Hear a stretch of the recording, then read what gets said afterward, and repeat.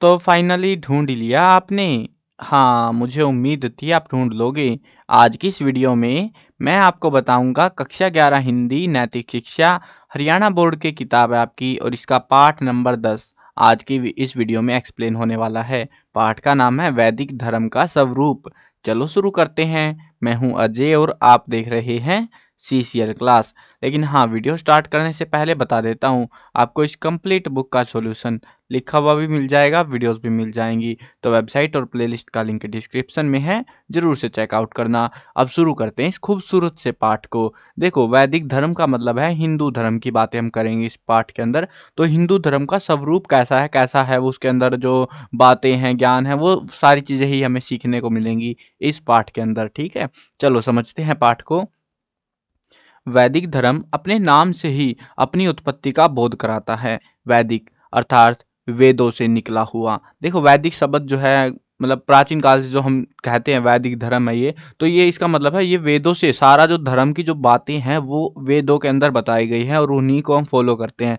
यानी कि हम सीधे शब्दों में कहें तो वेदों से निकला हुआ धर्म है ये।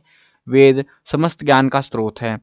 वेद जो, जिनको चार वेद है ना, जैसे ऋग्वेद, सामवेद, यजुर्वेद, अथर्ववेद, तो उन चार वेदों में से ही ये सारा जो धर्म है हमारा ये निकला हुआ है और इसी के बारे में हम बातें कर रहे हैं। तो वेद जो है ना समस्त ज्ञान का स्रोत है, उनके अंदर सब कुछ मिल जाएगा आपको। वेद सभी धर्मों का मूल भी है। मनु कहते हैं, वेदो खलो धर्म मूल है।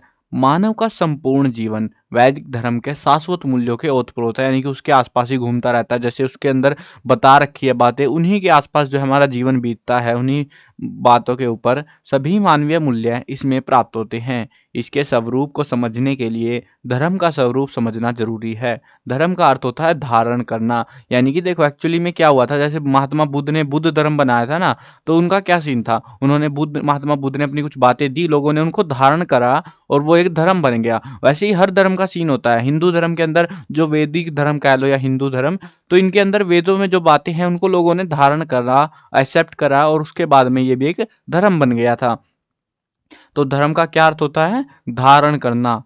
मनु धर्म की व्याख्या करते हुए कहते हैं कि जो जीवन में धारण किया जाए उसे धर्म कहते हैं। हम कुछ भी ज्ञान है उसको धारण करते हैं, अडॉप्ट करते हैं, तो उसी को यहाँ पे धर्म कहा गया है। अब यहाँ पे कुछ संस्कृत में भी लिखा हुआ है, देखते हैं क्या है। धारणाद धर्म मितयाहु धर्मो धार्यते प्रजा यत् सयाद धारणम संयुक्तम स धर्म इति निश्चय है। ये भी जो है मनुस्मृति के द्वारा लिखा हुआ है। तो दया, सहिष्णुता, क्षमा, सत्य, न्याय, सेवा, सदाचार, इंद्रिय संयम, कर्तव्य पालन, निष्ठा आदि गुणों को जीवन में धारण करना ही धर्म है। यानी कि वो सारे गुण हैं, जो ये गुण हम पढ़ रहे थे ना, ये सारे वो गुण हैं जिनसे हम कह सकते हैं ये इंसान अच्छा है। तो अच्छा बनने के लिए हर किसी, मतलब ऐसा नहीं है कि सिर्फ वैदिक धर्म के अंदर ये बातें कही गई है, हर धर्म का सेम हाल है। हर एक धर्म में यही बातें कही गई है कि तुमको अच्छा इंसान बनना है और उनके लिए ये जो चीजें हैं ये फॉलो करनी रहती है। सबका समझाने का अपना तरीका हो सकता है। तो ये जो चीजें हैं, जब इनको फॉलो करने के लिए बोला जाता है, उसी को हम धर्म कहेंगे। धर्म का दूसरा नाम कर्तव्य है। जो व्यक्ति अपने धर्म में कर्तव्यों का पूर्ण रूप से पालन करता है वही धार्मिक होता है। कर्तव्य का मतलब है कि हमें जो बोला गया हमें वो काम करना चाहिए। यानी कि हमको समझाया गया, बोला गया कि भैया सच्चाई बोलनी है, फिर भी हम झूठ बोल रहे हैं, तो मतलब हम कर्तव्य का पालन नहीं कर रहे हैं, हम धर्म का पालन नहीं कर रहे हैं। इन सभी गुणों को धारण करना ही धर्म है। वैदिक धर्म इन्हीं शाश्वत मूल्यों का वर्णन करता है। इन्हीं के बारे में, शाश्वत मूल्य होते, शाश्वत होता है अनंत काल से जो चला आ रहा है, तो उसको शाश्वत कहते हैं। अनलिमिटेड, इनफाइनाइट कह लो या तुम, तो लंबे अनंत काल तक चलता रहेगा और अनंत काल से चला आ रहा है, तो उस चीज की बात, उसको शाश्वत कहते हैं हम। तो ऐसा मानते हैं लोग कि वैदिक धर्म शाश्वत है, यानी बहुत प्राचीन काल से चला आ रहा है, शुरुआत से ही, और अनंत काल तक चलता रहेगा। तो इसीलिए यहाँ पे बार बार शाश्वत जो शब्द है वो इस्तेमाल किया जा रहा है। तो मूल्यों का वर्णन करता है। वेदों में एक ही ईश्वर का वर्णन किया गया है। वेद कहता है, विद्वान एक ईश्वर की अनेक प्रकार से व्याख्या करते हैं। एक सद विप्रा बहुदी वदंती, यानी कि एक भगवान जो है ना, भगवान तो एक ही है, लेकिन उसको जो है बहुत सारे लोग अपने अपने हिसाब से अलग अलग नाम देकर उसकी पूजा करते हैं। तो ऐसा बताया गया है यहाँ पे। ईश्वर को गुण, कर्म, स्वभाव अनुसार अनेक नामों से पुकारा जाता है, जैसे कि ब्रह्मा, विष्णु, महेश। इस विषय में उपनिषद का भी ये कहना है। उपनिषद भी एक ग्रंथ होते हैं, जैसे वेद है ना हमारे, धार्मिक होते हैं, धार्मिक ग्रंथ है ये वेद भी। तो वैसे ही जो है उपनिषदों के अंदर भी जो है उनकी व्याख्या है, वेदों की व्याख्या है, थोड़ी सी एडवांस चीजें बता रखी है उनमें, तो वो चीजें हैं, ठीक है। तो उन उपनिषदों का भी ये कहना है कि वह एक है, एक है, एक है, मतलब एक ही है वो, ऐसा नहीं है बहुत सारे हैं भाई, भगवान एक ही है। सभी देव इसमें आकर मिल जाते हैं, और जितने भी देवता हम जिनके नाम से भी जानते हैं, वो सारे इसी के अंदर आते हैं। देखो यहाँ पे बताया गया है, सह एस एक एव सर्वे। भाई क्या स्पेलिंग्स बना रखी है, अस्मिन देवा एकवृता भवंती, मतलब ये जो ऊपर हमने बात करी ना, वही बात है यहाँ पे, बस संस्कृत में कह दी थोड़ी सी। वेदानुसार ईश्वर की सत्ता सार्वभौम है। संसार में जो भी जड़ और चेतन पदार्थ है, जड़ और चेतन पदार्थ का मतलब है जो सोच सकता है, जो विचार रखता है अपने, जिनके अंदर चेतना होती है, जीवन होता है, उन सब में ईश्वर व्यापक है ना। मतलब हो सकता है जानवर भी तो सोचते हैं कुछ ख्याल करके, जैसे आप कहीं से जा रहे हो, जानवर ने, किसी ने आपको जाके ठोक दिया, तो उसने कुछ सोच के ठोका ना आपको, आपको टक्कर मारी किसी वजह से मारी है, या फिर आपके पास में आके खड़ा हो गया किसी वजह से खड़ा हुआ है, कोई कारण है।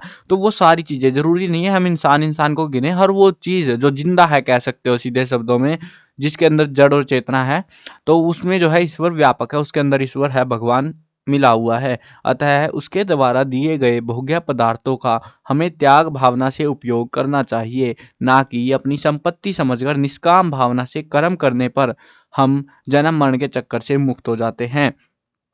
यानी कि कह सकते हो सिंपल शब्दों में कहें तो हमें जो है लोगों की मदद करनी चाहिए, लोगों ने हमको जो करने के लिए बोला है वो हमको करना चाहिए, और बस मदद करते करते ही हम इस जन्म मरण का जो चक्कर है इससे हम आज़ाद हो जाते हैं। अब ये तो भाई मरने के बाद ही पता लगता है कि चक्कर है भी कुछ या नहीं चक्कर है। किसी के धन का लालच नहीं करना चाहिए। बहुत सारे लोग हैं दूसरे का संपत्ति हड़पने पे लगे रहेंगे, तो उसका लालच कभी नहीं करना चाहिए। यदि इस ईश्वरीय आदेश को प्रत्येक व्यक्ति अपने जीवन में धारण करे तो परस्पर के झगड़े, दंगे, फसाद होने की संभावना कहीं पर भी नहीं बनेगी, यानी कि लड़ाइयाँ नहीं होंगी। अगर लोग ऐसा मान लेते हैं, अगर लोग लालच करना छोड़ देते हैं, लोग जो है दूसरे को बर्बाद करने के विचार त्याग देते हैं, और एक अच्छे इंसान की भावनाएं जब उनके अंदर आती हैं, तब वो ऐसा काम नहीं करेंगे, लड़ाई दंगे नहीं करेंगे। फिर वो सब प्रेम भाव से मिलजुल कर रहेंगे, साथ चलना, एकमत होकर बोलना, मिलकर परस्पर कर्तव्यों का पालन करना, सभा समितियों में अपने वैमनस्य भुलाकर विचार विमर्श करना, यानी कि दुश्मनी भुलाकर प्रेम पूर्वक व्यवहार कर आगे बढ़ना, संगठन में रहना आदि इस धर्म का मूल मंत्र है। यानी कि सीधे शब्दों में कहें तो लोग अब जो है दुश्मनी भुलाकर एक साथ हो जाएंगे, इकट्ठे हो जाएंगे। विश्व को पंचशील का सिद्धांत इसी धर्म की देन है। जो पंचशील मिला था ना संसार को, जो पंचशील हम जानते हैं, तो वो इसी धर्म के अंदर से निकला हुआ है। यहाँ सबकी मंगल कामना की जाती है, सभी की भलाई के बारे में सोचा जाता है, किसी से कोई भेदभाव नहीं किया जाता। सब सुखी हो, निरोगी हो, सब भद्र भाव देखे, कोई भी प्राणी दुखी ना हो, यह प्रार्थना वैदिक धर्म का प्राण है। यानी कि वैदिक धर्म के अंदर कहा जाता है इस संसार का हर वो प्राणी, हर वो जीव सुखी हो जो जीव है। तो मतलब हर कोई सुखी हो बेसिकली, और किसी को कोई भी तकलीफें ना हो। वैदिक धर्म का एक और महत्वपूर्ण संदेश निष्काम कर्म है। यानी कि निष्काम कर्म का मतलब होता है हमें अपने मरने तक में अपने कर्म करते रहने चाहिए, हमारा जो कर्तव्य है उसको करते रहना चाहिए। इस विषय में वेद ये कहता है कि मानव निष्काम कर्म करते हुए 100 वर्ष तक जीने की इच्छा करे, यही मार्ग उसे आगे ले जाएगा। निष्काम का मतलब होता है बिना किसी ऐसे लालच होता है ना हमको, कि जैसे देखो मैं यूट्यूब पे वीडियो बना रहा हूँ, मेरा प्लान है आपको कुछ इन फ्यूचर कुछ भी चिपकाने का, बेचने का, मैं उस काम के लिए आपके लिए ये वीडियो बना रहा हूँ, ठीक है, एक मोटिव समझो आप। तो वैसे ही जो है हो सकता है मैं मेरे को कुछ बेचना ही ना हो, कुछ तो मोटिव है मेरा इसके पीछे, है ना, वीडियो बनाने के पीछे। तो वैसे ही जो है उसको भूलते हुए कि मुझे क्या चाहिए आगे आने वाले समय में इससे, उसको भूलते हुए बस हमें कर्म करते रहना पड़ेगा। उसी को निष्काम कर्म कहते हैं। यानी कि आपको बस कर्म करना है, फल की चिंता आपको नहीं करनी है, वो वाला कर्म, तो उसको कहते हैं निष्काम कर्म, ठीक है। तो यहाँ पे वेद बताते हैं हमको कि हमको जो है ना निष्काम कर्म करते हुए 100 सालों तक की इच्छा करें, कि हम 100 साल तक जिंदा रहें, और हम हमारा कर्तव्य है, हमारा जो काम है वो लगातार करते रहे, ठीक है। तो ऐसी कुछ यहाँ पे कामना करी जाती है वेदों के अंदर। चलो आगे बढ़ते हैं, कुछ संस्कृत में लिखा हुआ है। कर्वणे वे कर्माणि जीजी विशेष समाह एवं तवी नान्य थे यो अस्ति न कर्म लिप्यते नरे। ये यजुर्वेद में से लिया गया है और ये प्राचीन संस्कृत है भाई, अपने बस की माया नहीं है पढ़ना संस्कृत। चलो कोई ना, फिर भी हम काम चलाओ पढ़ ही लेते हैं।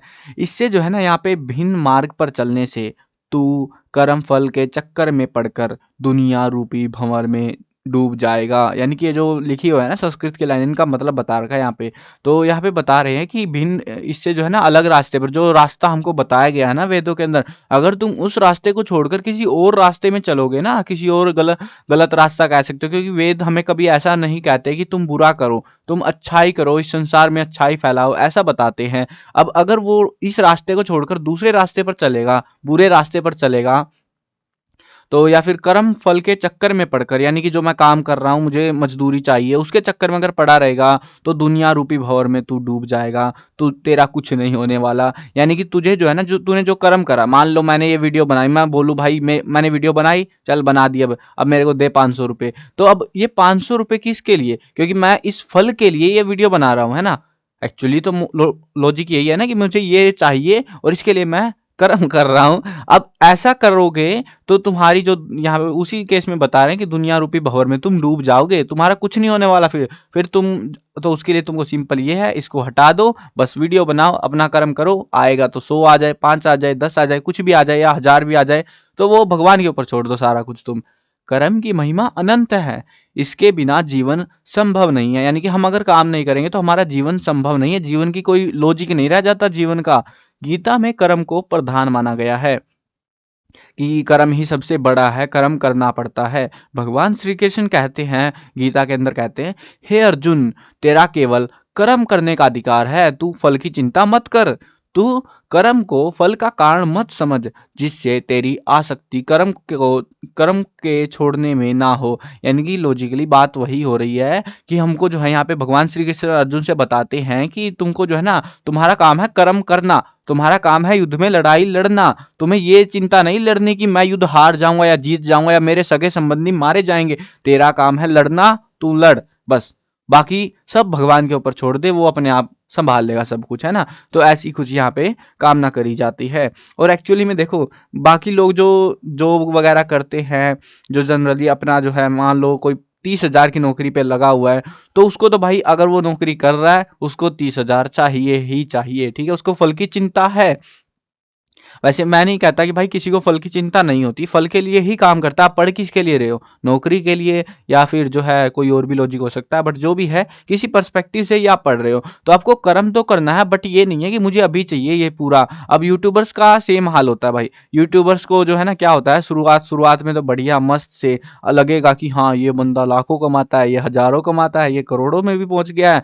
और एक्चुअल में जब हम काम करने लगते हैं कुछ नहीं मिलता भाई, पोपट कट जाता है फिर। तो अगर हम वहां पे उसी फल की चिंता करेंगे कि मुझे भी लाख चाहिए या करोड़ चाहिए, तो भाई वो नहीं होने वाला। फिर हम कर्म करना छोड़ देंगे। वही बात यहाँ पे कह रही है कि तुम्हें बस अपना कर्म करते रहना है, फल के बारे में सोचना छोड़ दो। अगर फल के बारे में सोचोगे तो तुम कर्म करना छोड़ दोगे कि भाई मेरे, आप सोच के बैठे हो 1 साल के बाद मेरे को जो है 70,000 रुपए यूट्यूब से आने लग जाएंगे। अगर आप एक यूट्यूबर हो और आपके आ रहे हैं 1 साल के बाद 2,000 रुपए, तो कैसा लगेगा आपको? आप छोड़ दोगे यूट्यूब करना। तो वैसा ही है यहाँ पे भी कि तुमको जो है अगर वो कर्म करना है तो कर लो बस, उसके फल के बारे में मत सोचो, फल अपने आप आता रहेगा।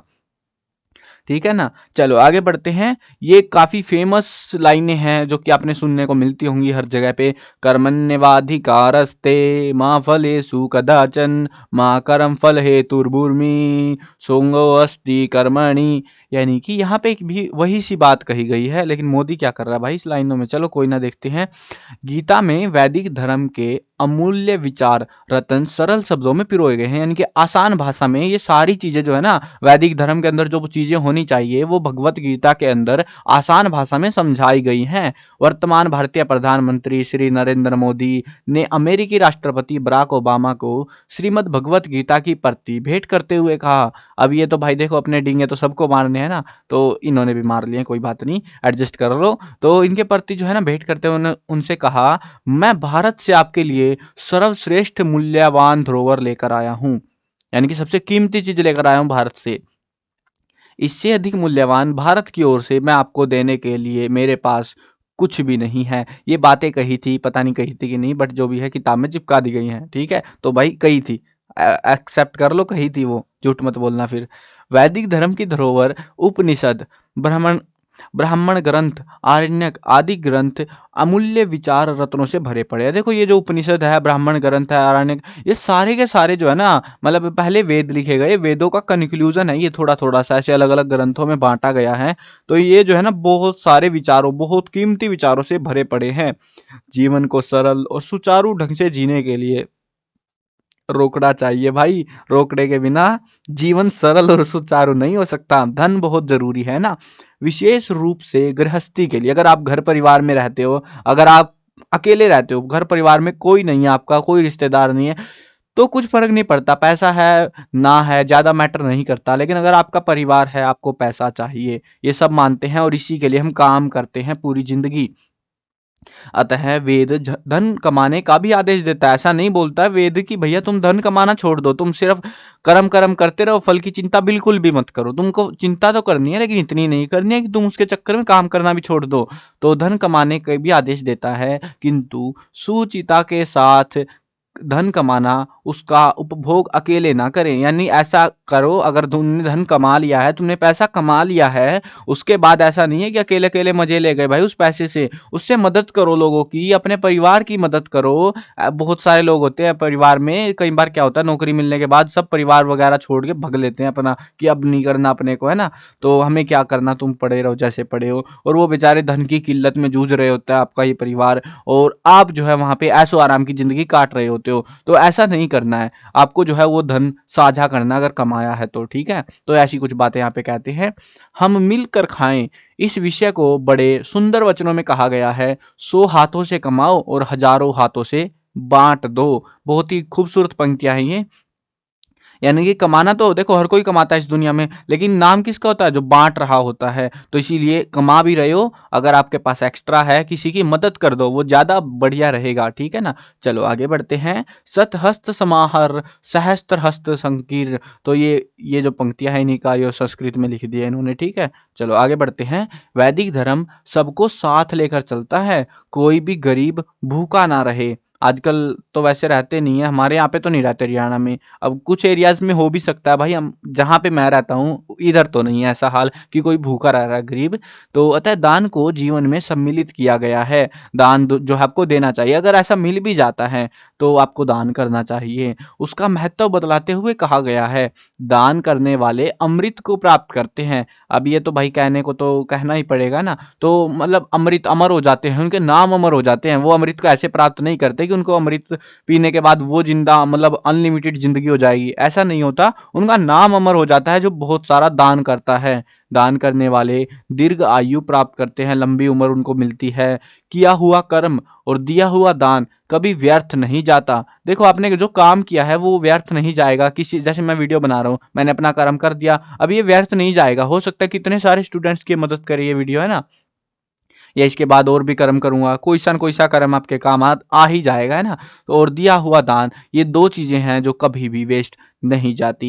दान से ही समाज के लिए कल्याणकारी योजनाएं चलाई जाती है, कल्याण भलाई के बारे में सोचा जाता है। क्योंकि देखो अगर आपकी जेब में पैसा है और आप जो है कुछ भी खर्चा नहीं करना चाह रहे, तो समाज में भलाई कैसे करोगे। अगर तुमको समाज में भलाई करनी है, सड़क पक्की करवानी है, नाला बनवाना है, कुछ भी करवाना है, तो तुम्हें पहले दान करना सीखना पड़ेगा। अब जैसे वो होता है ना चंदा इकट्ठा करना, तो वो वाली बातें यहाँ पे कही गई है कि अगर तुम दान नहीं कर सकते तो तुम समाज की भलाई भी नहीं कर सकते, कोई योजनाएं नहीं चला सकते जिससे समाज के निम्न वर्ग को ऊपर उठाया जा सके। यहाँ सुगठित सामाजिक संरचना में आश्रम व्यवस्था को महत्व दिया गया है। आश्रमों की जैसी व्यवस्था होती है उसको महत्व दिया जाता है। सब आश्रमों के अलग अलग कर्तव्य निश्चित किए गए हैं कि तुमको ये काम करना है, तुमको वो करना है। ब्रह्मचर्य आश्रम जीवन की नींव है। अब ये आश्रम तुम कौन से आश्रम सोच रहे हो, बाबा वाले आश्रम? अरे यार तुम गलत सोच रहे हो अगर ऐसा सोचने लग रहे हो तुम कि बाबा वाले आश्रमों की हम बात कर रहे हैं यहाँ पे। हम यहाँ पे जीवन के आश्रमों की बात कर रहे हैं। यहाँ पे एक्चुअली में देखो बुक वाले यार आधी चीजें बता देते हैं, आधी बताते नहीं है। देखो मैं समझाता हूँ तुमको। हमारा जीवन वेदों के हिसाब से 100 साल का माना गया है। मतलब उसको अगर 4 हिस्सों में बांट दो, 1 से 25, 25 से 50 और 50 से 75 और 75 से 100, ठीक है। मतलब 0 से कर लो यार, कोई बात नहीं, 0 या 1 जो भी है। तो यहाँ से ऐसे जो है 4 हिस्से बनते हैं हमारे जीवन के, ठीक है। और ये 4 हिस्से 25 साल का एक हिस्सा, ठीक है, एक आश्रम कहते हैं उसको हम। तो शुरुआत में जो है हम ब्रह्मचर्य आश्रम में रहते हैं, उसके बाद हम जो है गृहस्थ आश्रम, घर परिवार बसा लेते हैं। ऐसा वेदों के अंदर कहा गया है कि 25 साल से पहले तुम्हें शादी वगैरह नहीं करनी है, उसके बाद तुम्हें धन कमाना है, शादी करनी है, बच्चे करने हैं 50 साल तक। उसके बाद में जो टाइम बचा, क्योंकि तुमने पैसा कमाया ना 25 साल, तो उस पैसे से समाज में मदद करो, अच्छे काम करो 75 साल तक। और उसको जो है शायद कहते हैं यार, कोई उसको भी आश्रम का नाम याद नहीं आ रहा, कई सारे आश्रम थे, ठीक है। और उसके बाद हम इसको अपना पूरा घर परिवार सब छोड़ देते हैं 75 साल से 100 साल के बीच में, और सिर्फ भगवान को याद करो, भगवान के लिए अर्पित हो जाओ, अपना पूरा जीवन, बचा हुआ जीवन भगवान को अर्पित कर दो। तो ऐसे जो है 4 आश्रम बनाए गए हैं, ठीक है ना। तो ये जो है इन आश्रमों की हम बात कर रहे हैं। तुम सोचो पता नहीं कौन से आश्रमों में, बाबा वाले आश्रमों की बात कहाँ से आ गई है। तो वो बात नहीं है यहाँ पे इन आश्रमों की बात हो रही है, ठीक है ना। अब तो समझ जाओगे। चलो अब वापिस समझा देता हूँ तुमको। यहाँ सुगठित सामाजिक संरचना में आश्रम व्यवस्था को महत्व दिया गया है। सब आश्रमों के अलग अलग कर्तव्य निश्चित किए गए हैं कि इस आश्रम में आ गए तुम, तो इसके बाद तुमको इसमें ये करना है, अगले आश्रम में गए तो तुम्हें ये करना है। तो वैसे ही जो है ब्रह्मचर्य है, ब्रह्मचर्य आश्रम जो है ना जीवन की नींव है। नींव का मतलब है जीवन की शुरुआत होती है ब्रह्मचर्य आश्रम से। इसमें ब्रह्मचारी के लिए पालनीय कर्तव्य है, जैसे कि हमें पढ़ाई करनी है, हमें तपश्चर्या करनी है, योग करना है, गुरुओं की सेवा करनी है आदि से जीवन को सुसंस्कृत बनाना। गृहस्थाश्रम में बनाना, यहाँ पे पूर्ण विराम आना चाहिए था। गृहस्थ आश्रम ये है हमारा दूसरा आश्रम, ठीक है ना, गृहस्थ आश्रम। इसमें जो है गृहस्थों के कर्तव्य हैं, जैसे कि संतानोप्ति, संतान की प्राप्ति करना, बच्चे पैदा करना, बेसिकली सभी आश्रमों का भरण पोषण करना, क्योंकि यही वो एज होती है हमारी। क्योंकि देखो बचपन में हम पढ़ रहे होते हैं एक्चुअली में, और उसके बाद हम क्या करते हैं, नौकरी करते हैं, कुछ भी काम करते हैं, रोजगार करते हैं। तो 25 से 50 साल की अराउंड की जो एज होती है ना, इसी के दौरान में हम काम करते हैं, पैसा कमाते हैं, और बाकी लोगों का, बच्चों का भी और बड़ों का भी पेट पालते हैं ना, यही होता है ना। तो वही चीज यहाँ पे कह रहे हैं कि सभी आश्रमों का भरण पोषण, जो बाकी 3 आश्रम बच गए ना, उनका पालन पोषण भी हम ही को करना है। सामाजिक उत्थान का दायित्व, समाज में अच्छाई फैलाना, बढ़ोतरी करवाना, उसके साथ में धन कमाना, ये सारे काम होते हैं गृहस्थ आश्रम में। गृहस्थ आश्रम में पारिवारिक परस्पर प्रेम की परिकल्पना की जाती है, यथा जैसे भाई भाई से द्वेष ना करे। ऐसा ना हो कि भाई भाई की बजी पड़ी है। वैसे तो हमारे यहाँ पे तो भाई बहुत लड़ाई होती है, सीधी बात है। पहले तो बहुत ही ज़्यादा थी, अब थोड़ी सी कम हो गई है, फ़र्क आ गया है, लेकिन फिर भी लड़ाइयाँ चलती रहती हैं। तो भाई भाई की जो नफ़रत है वो सबसे ज़रूरी होती है इसके अंदर, कि अगर हम अपने ही भाई से नफ़रत करें तो हम समाज से प्रेम से कैसे रह सकते हैं। बहन बहन से द्वेष ना करे कि वो ज़्यादा सूट ले गई, वो ये ले गई, तो ऐसा भी नहीं करना है, ठीक है ना। अच्छे इंसान बनो, सभी के साथ प्रेम से रहो। चलो आगे बढ़ते हैं। माँ भ्राता भ्रातरम दीक्षिणम माँ सवसारमूत सवसा। तो वेद परिवार में सब मिलकर प्रेम से रहें, खुशी पूर्वक रहें। परिवार समाज की सबसे छोटी इकाई है, परिवार से छोटा कुछ नहीं होता। यानी कि परिवार, बहुत सारे परिवार मिलके समाज बनाते हैं, समाज मिलके जो है एक गांव बनाता है बोल सकते हो, और उसके बाद फिर शहर बनते हैं, ऐसे बनते हैं ना। तो परिवार सबसे छोटी इकाई होती है। यदि परिवार सुखी रहेगा तो समाज भी सुखी, समृद्ध और खुशहाल रहेगा, और तभी जो है गृहस्थी का कर्तव्य पूरा होगा। ऐसे नहीं है कि तुमने 25 से 50 जो गृहस्थ आश्रम कहते हुए पूरी जिंदगी तू मैं निकाल दी, ऐसा नहीं करना है, ठीक है ना। अब ये लाइनें तो भाई सबने सुन रखी है, ये वाली तो बहुत खूबसूरत लाइनें हैं। क्या कहा गया है, सर्वे भवन्तु सुखिनः सर्वे सन्तु निरामया सर्वे भद्राणि पश्यन्तु माँ कदाचित् दुख भाग्य भवेत्। यानी कि यहाँ पे सीधी बात ये कही गई है कि सभी लोग सुखी हों, सभी लोग निरोगी हों, और जो है मतलब ये शायद ये पंक्तियाँ पहले आई थी और संस्कृत की लाइनें अभी आ रही हैं। वाह क्या बात है, मजा आ गया। और इस संसार से दुख भाग जाए, तो ऐसा कुछ यहाँ पे कहा गया है। तो देखते हैं आगे। गृहस्थ आश्रम के बाद आता है वानरप्रस्थ आश्रम। ये नाम याद रखने पड़ेंगे थोड़े थोड़े से आपको। ये आश्रम है ना बार बार आएंगे। आप कौन सी क्लास की पढ़ा रहे हो, 11th की ना। हाँ 12th में भी आएंगे दुखी करने आपको, ठीक है ना। और वैसे भी इतिहास वगैरह में भी सुनने को मिल जाती हैं चीजें। तो ये जो है ना तीसरा आश्रम आता है 75 से नहीं 50 से 75 के बीच की जो उम्र होती है हमारी, उस एज में जो है ये आश्रम होता है वानरप्रस्थ आश्रम। इसके अंदर जो है ना स्वाध्याय करना, ग्रह त्याग कर तपश्चर्या करना, समाजोत्थान के लिए कार्य करना आदि वानरप्रस्थ आश्रम के करने योग्य कर्म हैं। तो इसके अंदर क्या होता है बेसिकली, इसके अंदर हमको जो है सेल्फ स्टडी करनी रहती है, कुछ सीखना रहता है। घर को ऐसे मतलब पूरा त्यागना नहीं होता, लेकिन फिर भी मतलब घर से ज़्यादा कुछ लगाव नहीं होना चाहिए हमको। और उसके साथ में हमको तपस्या करनी है, समाज में सुधार के कार्य करने हैं। तो ये सारे काम होते हैं वानरप्रस्थ आश्रम में। और लास्ट आता है संन्यास आश्रम, जो कि आखिर वाला बिल्कुल से सन्यासी बन जाना उसमें। तो सन्यासी का संपूर्ण जीवन समाज कल्याण के लिए होता है। इस प्रकार वेद एक संगठित सुसंस्कृत समाज की रचना का विचार देता है, और इस तरीके से हमारा जो समाज है वो अच्छा बनता है इन 4 आश्रमों की मदद से। ठीक है ना, समझ गए। यदि सत्य ध्वज के वाहक वैदिक धर्म को अपनाया जाए तो ऐसे समाज की रचना होगी जहां गरीबी, भूखमरी, अनाचार, अशिक्षा, आतंक और व्यभिचार जैसे समाज को पतन की तरफ ले जाने वाले दुर्गुणों का कोई स्थान नहीं होगा। यानी कि सीधे शब्दों में हम अच्छे इंसान बनेंगे और दुनिया खुशहाल हो जाएगी हमारी। ऐसा नहीं है कि हमारा सिर्फ हमारा धर्म ही ये बातें कह रहे हैं, हर धर्म यही बातें कहता है। दुनिया में जितने धर्म है सभी ये बातें कहते हैं, तुम अच्छा इंसान बनो और दुनिया का कल्याण करो, दुनिया में लोगों की मदद करो, खुशी पूर्वक रहो। और फिर भी नहीं भैया, हमें खुशी नहीं चाहिए, हमको तो बैंड बजानी है, दुखी करना है दूसरों को।